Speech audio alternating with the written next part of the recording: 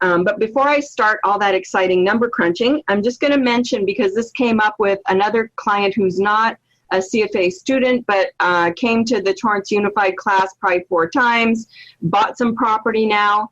And so he was thinking about refinancing one of his income properties, and he's thinking of exchanging them. And so I cautioned him that if he were to refinance right now, let's say September 2019, and then he decides to sell, let's say in April or May of 2020, he may have a tax problem, because when you refinance and then you sell right away, or exchange right away, you have to carry the same price. So if he sells for $2.5 million, he has to go find something of $2.5 million or more, but also that debt has to follow.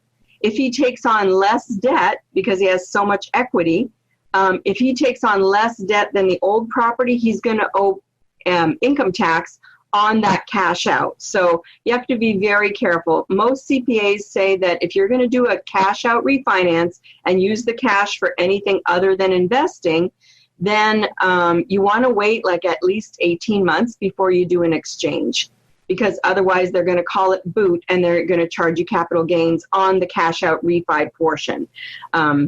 Unless, of course, you carry the debt and all that, you can probably get away with it, but you're leaving yourself open to scrutiny or extra risk. We'll call it extra risk with the IRS because of that cash out refi being so close to a 1031 exchange. So I just wanted to mention that, because that's pretty important for those of us who maybe our properties have gone up in value a lot and the rents are not keeping up with that, and we're thinking, gee, this apartment, and rent control in California is a looming possibility. So if you're thinking of selling your properties in California to buy property in another state, I would caution you to forget about refinancing for now. He thought he could use the refinance cash out to have it freed up so you could put a down payment on the next property. But the problem is that the debt has to follow. All the calculations are very close, and he may be in a bind. So I suggested that he call Exeter 1031 Exchange and run this by them, calculate so he knows the pros and cons of refinancing and then selling.